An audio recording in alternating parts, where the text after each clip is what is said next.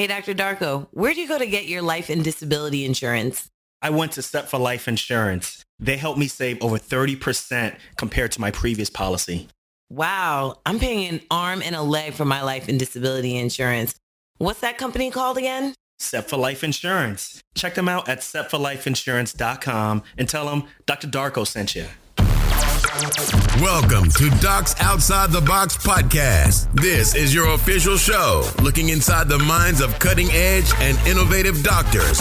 Think you'll find these stories in any medical textbook? Sorry. You're getting real live insight from men and women pushing the envelope beyond medicine. Ordinary doctors doing extraordinary things. Let's start now with your host, Dr. Neel Darko.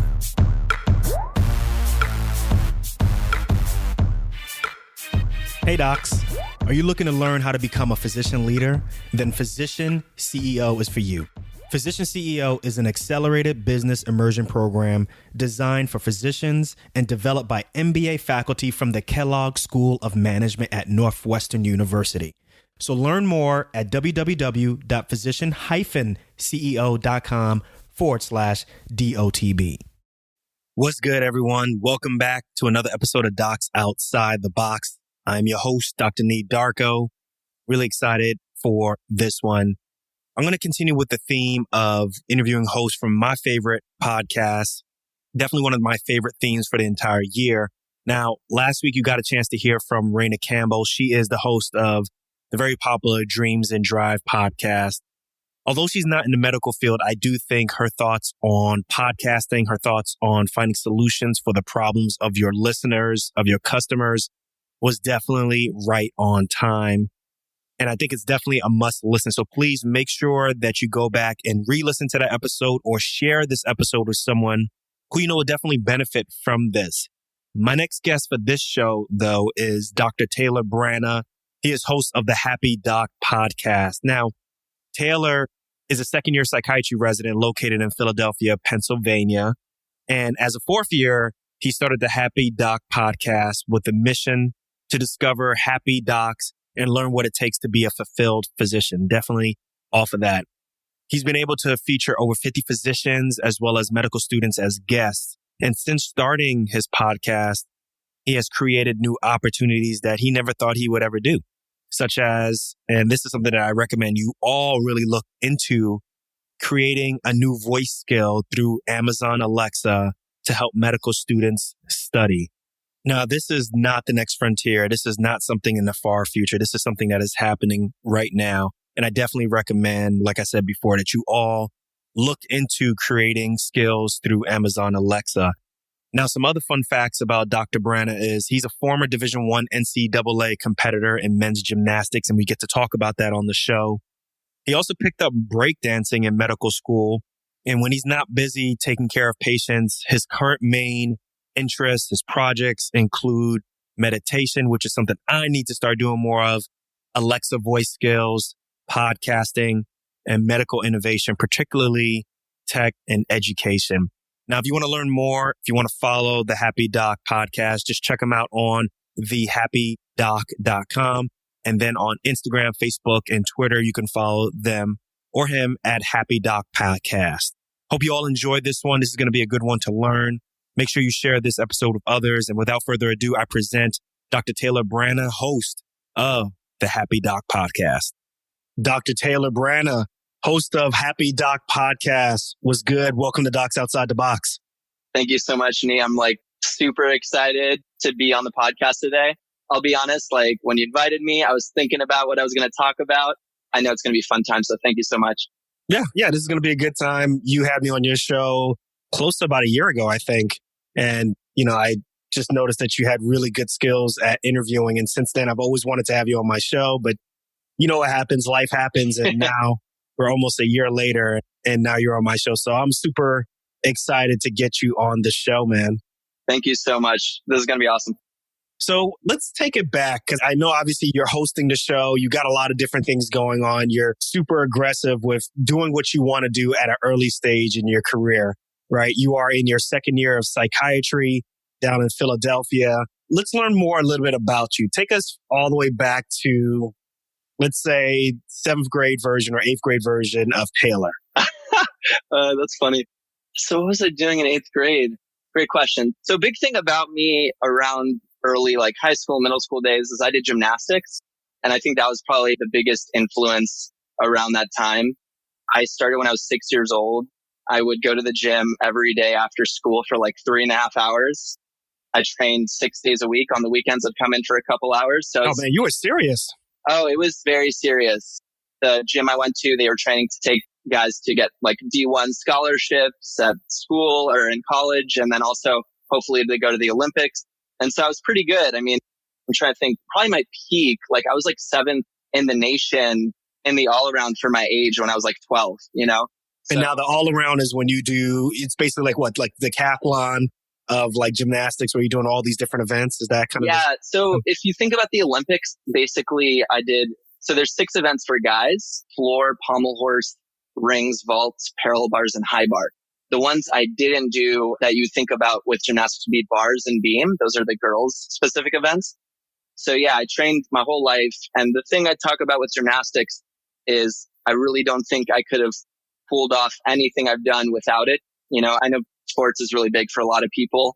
And for me, it was really, constant hard work, discipline, also falling. I talk about this a lot too, is pommel horse. A lot of gymnasts really hate pommel horse because it's the one event for guys where you're literally balancing on your hands and you're just going to fall like all the time.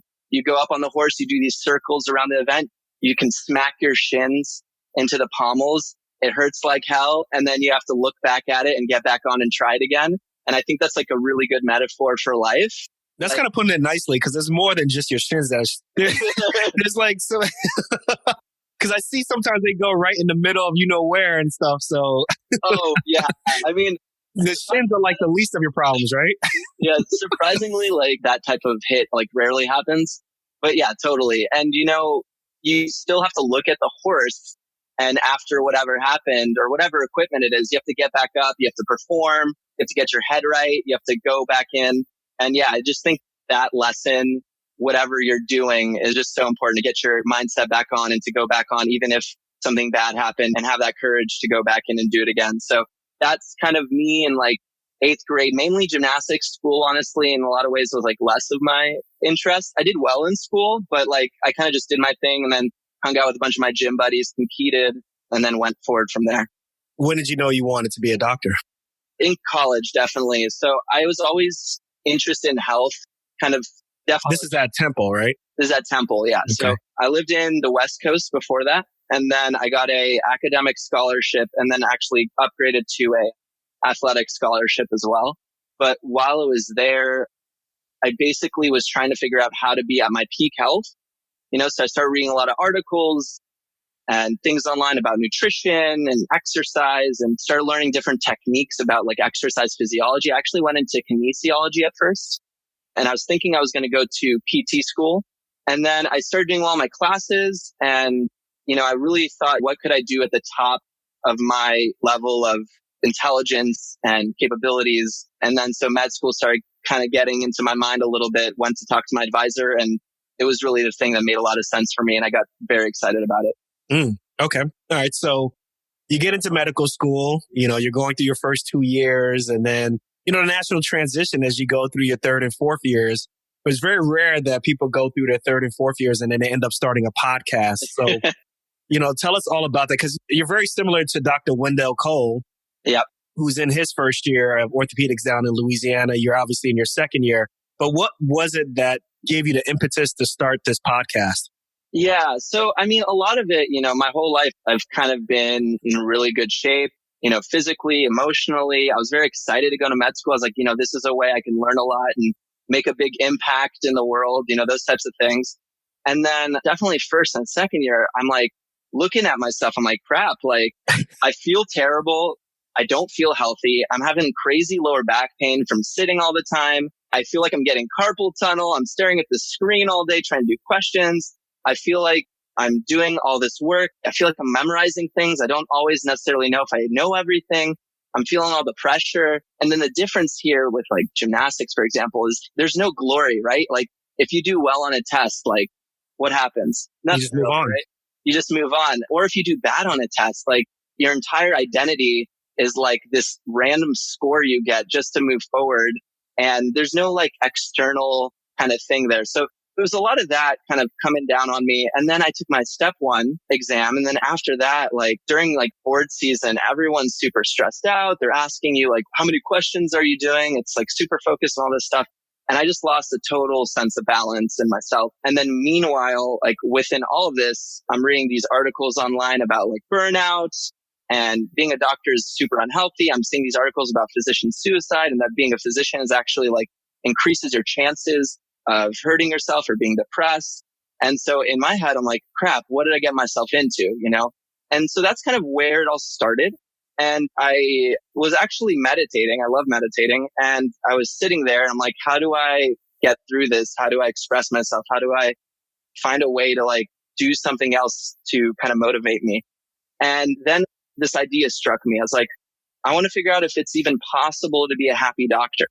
It just came to me in that moment. And then that question of like, can you be a happy doctor? And that phrase, like being a happy doctor was a thing that kind of struck me. And then I was like, I'm going to talk to doctors.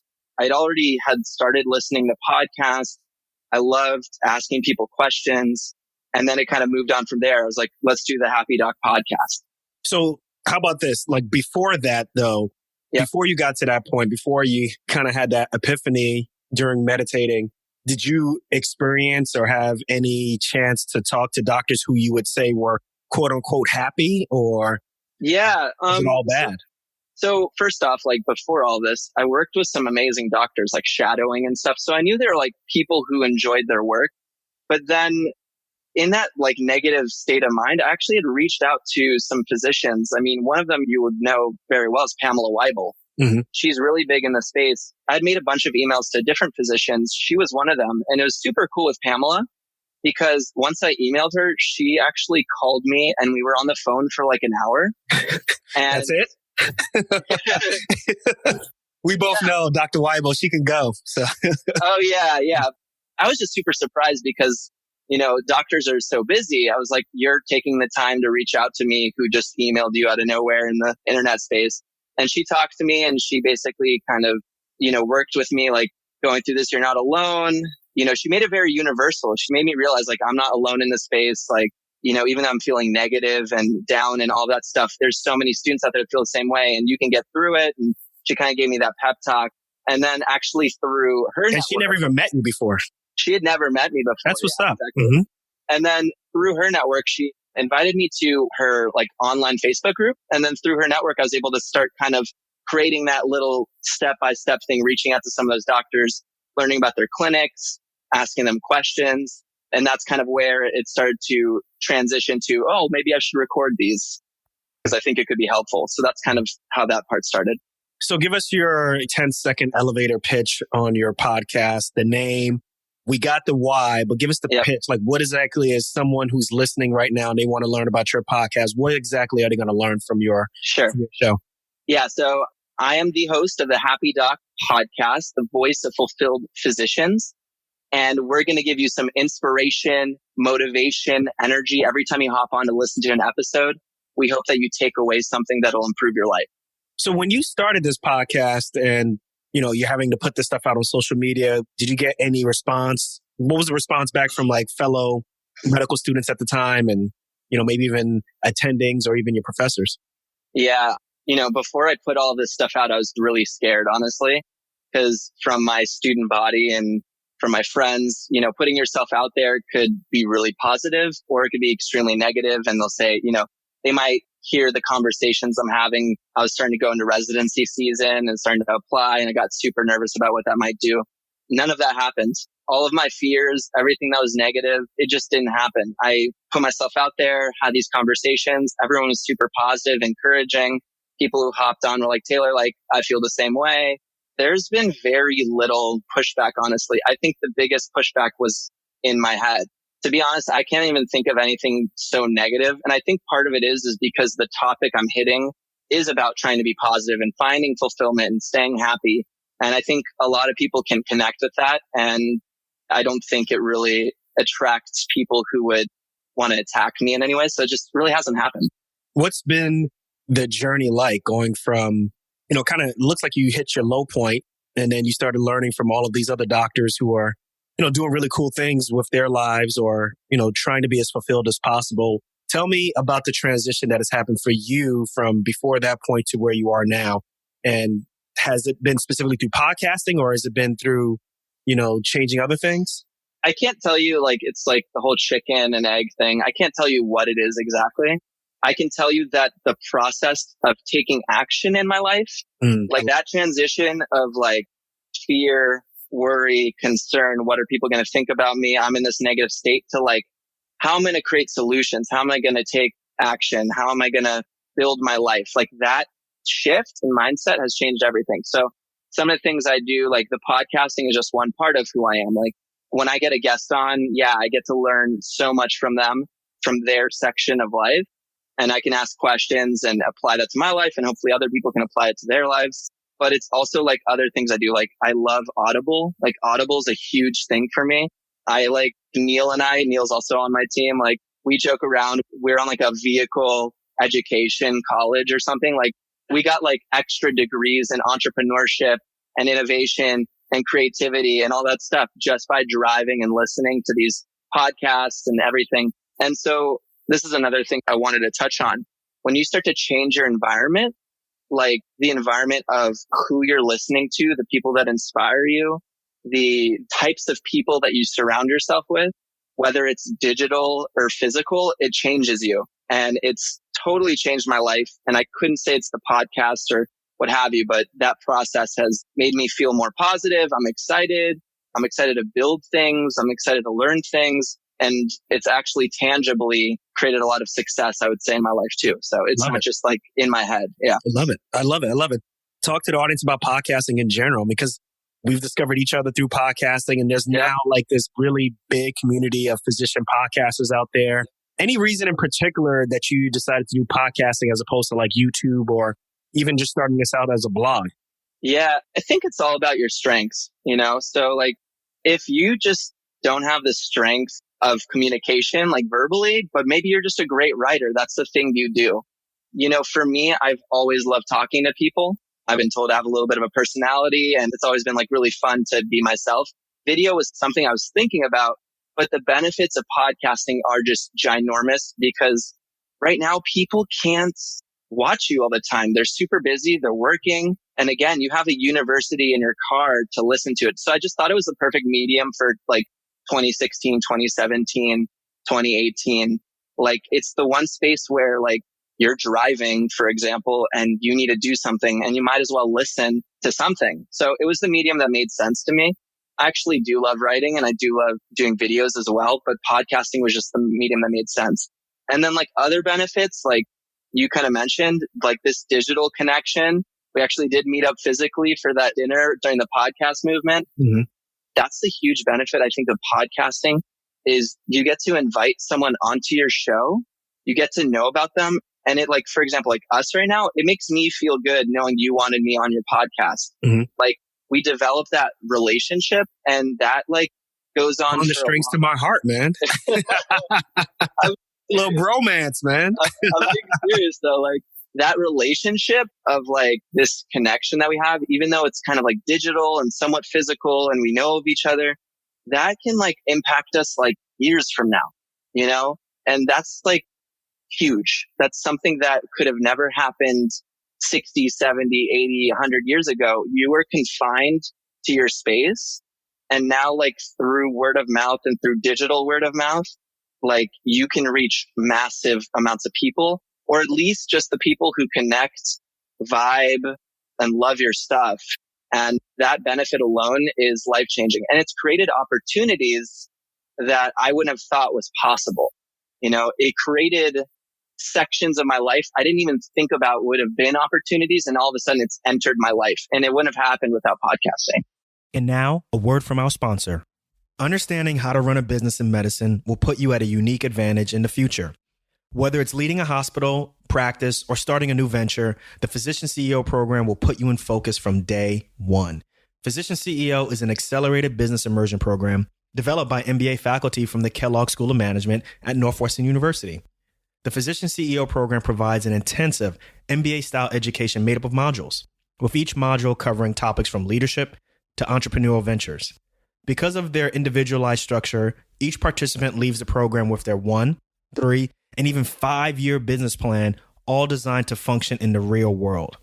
If you're a physician who is looking to start your own venture, lead your practice or department, or even start planning for succession out of medicine, then you can't afford to miss this opportunity. Class is filling up. Learn more at www.physician-ceo.com/DOTB. That's a great answer.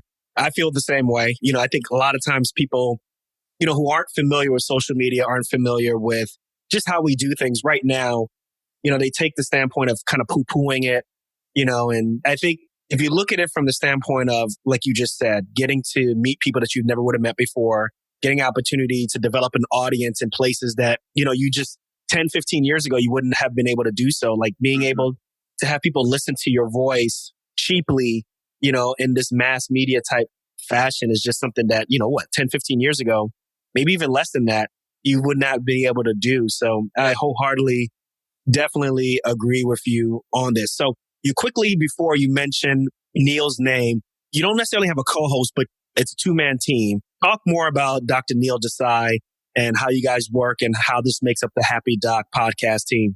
Yeah, actually, there's a few more people in the background because a lot of people ask me how I do this in residency. And so here's a little thing I did that I think a lot of people wouldn't have done, but really made this possible was basically at the end of 4th year, I wrote out the entire process of how you podcast, the entire thing.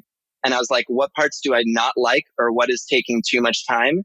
And I just hit up some friends. I was like, can you guys help me with these parts of it? So I have a pre-med student, Antonio, who's in the background sometimes will help with editing articles. I have a friend, Alex, who's a medical student, and he's actually been on the show before, and he'll help with audio editing sometimes. Neel's really interesting. So let's touch on Neel because long story short, I had 4 episodes out and Neel starts reaching out to me. He says oh, you really need to interview this girl, Jamie Katuna. She's amazing. You have to have her on for the podcast.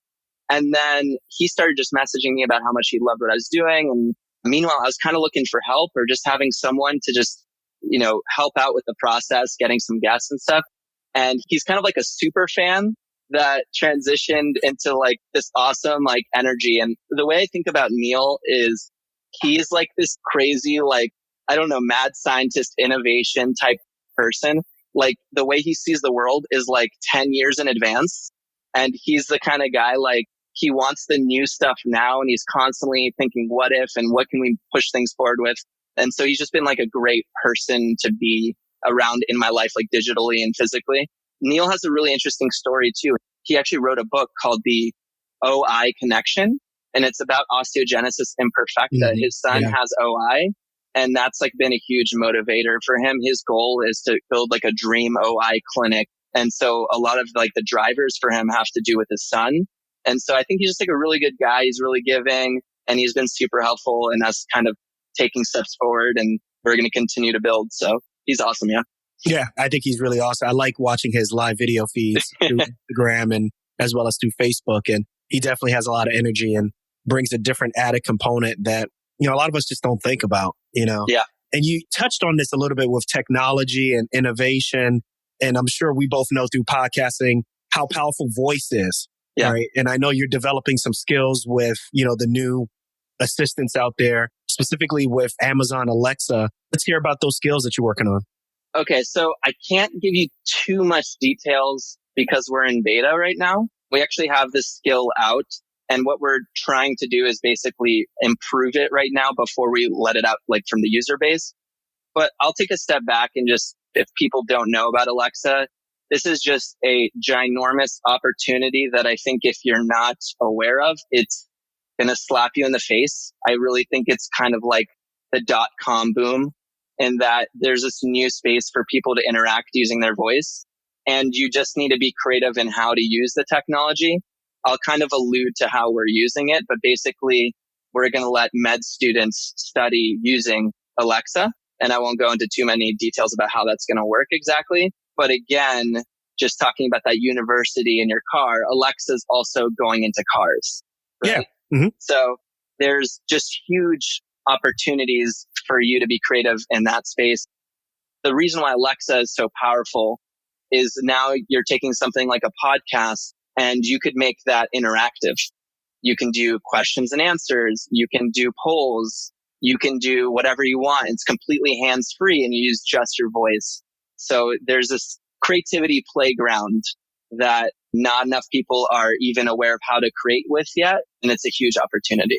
Yeah, I'm really excited about it because, I think sometimes when you look at, going from one technology to the next technology, everybody keeps talking about virtual reality. And to me, It just seems like that's too much of a big step ahead, right? There has to be like these small little incremental steps before you get to something really big. And obviously, social media, Web 2.0 is where it's at right now. Social media and being able to connect with people. Yeah. And for me, I think the ability to just be like, hey, Alexa or, hey, Google. And I apologize to everybody's Google or Alexa who I turned on. But the ability to do that and just be like, hey, give me my daily brief. And it literally tells you what your routine is. And then maybe gives you like a quick message, from Docs Outside the Box or from the Happy Doc podcast or, from whatever your favorite podcast is amazing. Or to be like, hey, this news brief is brought to you by, such and such pizza shop down the street. I think is once you start looking at it from that standpoint, I think it kind of underscores how important this is. So for all of you all who are listening right now, I think YouTube is videos king, but like you said, the ability to do your chores or to drive or to, do something else while you're listening and educating yourself is very powerful. And it's coming. I think we're at a tipping point. I think that may be the next big thing is what we can do from an artificial intelligence standpoint on voice. And I'm going to get off my nerd box real quick. No, actually, I wanted to add in a couple of thoughts there too. So one thing you said is if things are too advanced, it can be almost overwhelming and people can't accept it yet.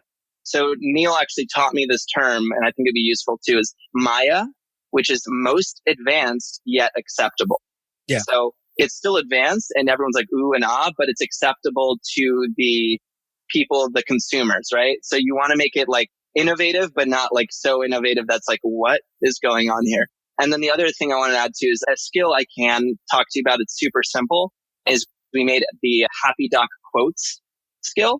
And it's basically, we just took like a couple quotes from the episodes we loved and then we put it on the skill. So you can like, if you want to listen to a quote and get a little boost in your day or something, there's like a super simple app. It's something that we made that we released. Awesome. So tell them if they have an Amazon Alexa right now, or can you do it on Google Mini right now or in the Google Assistant or just do It's Amazon? Just on the Alexa, but it's literally just called Happy Doc Quotes. And I think we have like 30 quotes on there. We'll probably upload some more. It's just more so a fun idea. Yep. Awesome. So look, let's transition. Let's get into some fast fire questions. Sure. You game? I'm ready. All right. So what's one thing you want people to learn from this podcast? From this podcast specifically, I just really want to emphasize environment to people. I think that the big thing that changed my life was the people I surrounded myself, the books I started listening to, and the actions I started to take. So I would love to inspire people to think about their environment, even the words they say in their heads too. Like their internal and external environments are like super key to changing your life and taking it to the next level. I love it. So this next question though, it may not even apply to you because you've had your epiphany in medical school, but knowing what you know now, what's the number one advice you would have given yourself as a pre-med? Read books from totally different areas of your current thing. So like for me, the big book that changed my course was Dale Carnegie's The Magic of Thinking Big. I think we're in a thinking small epidemic where we have these amazing people and human beings who are geniuses, for example, doctors, and they just think so small. And that's the reason why they're getting trapped. And so, to me, it would be Taylor start to look at these crazy authors and interesting guys who are talking about some stuff that might change your mind about the way you look at the world. I love it. That's a really good point. What's a personal habit, something that you do on a daily basis that helped you to become a more successful or even a doc outside the box? This sounds a little harder to describe, but I think it's very important and has impacted me a lot. It's internally, like my internal speak. You know how we have like on our Bill of Rights and everything, the freedom of speech, I have a freedom of speech in my head that there is nothing I can't talk about inside of me. I have like zero judgment inside. And I know it's kind of a weird thing to discuss or to kind of make sense of, but I think to be creative, you have to leave no stone unturned. And I will not judge my thoughts. Like, this is where my meditation work comes in. I just see a separation from like my thoughts and who I am. And I think that if you're stuck in life, it might be because you're judging yourself and all those things. So that's kind of a quirky thing, but it's super important to me. I love it, actually. I love it. Okay, name a famous figure. It could be a physician. It could be another podcaster. It could be someone on YouTube, whoever it is, someone who's famous, who's out there that you admire to the point where you'd want to trade places with them for 24 hours. I was thinking about this right now. It'd actually probably be Gary V. Oh, Gary Vaynerchuk. Okay. Yeah, Gary Vaynerchuk, if people don't know, he's just like a massive entrepreneur. He's all over the place. But I think it'd be cool to watch the way he thinks and the way he takes action, because he is just killing the game in 2018. He's definitely doing a lot of things right. So I think just spending a day with him, I'm sure I'd learn a lot. Yeah, his book, Crushing It, was amazing. Yep. I listened to it with Audible, and it's great. And I'll put a link in the show notes. I think everybody should take a look or take a listen to this book. Definitely if you're interested in social media, if you're interested in pushing your, whatever it is from a physician standpoint out there more onto social media, it's definitely a book that you want to take a listen to. What's one life hack or technology that you use to make your life easier? It's meditation. It has to be. So I took a transcendental meditation course in med school, and it like changed my life. And this is the reason why it's a hack. It's because people who aren't using mindfulness or meditation will not realize this, but there's two layers to who you are. There's the stuff you say in your head, that's your mind. And then there's a layer above that, which is the thing that's watching that. There's an observer, and there's all of these words and phrases and things and whatever that's going on. And that pattern, or the mind and whatever you want to call it, that process that's going on really slows us down. And when you can actually sit down, it doesn't have to be meditation, by the way. It could just be you and flow, whatever flow is for you. If you're in a place of stillness and peace, and you can kind of wiggle off or take off that negative energy from the day and find a space of stillness, that's when the creativity happens. That's when the energy comes in. That's when you like really find yourself at peace. And I think people ask me a lot, like, how do you do so much even as a resident? And that's the hack. Because when I have a crazy day at work, like when I first started dating my girlfriend, she noticed this. I'd come home right away, shove something over my head and like cover myself.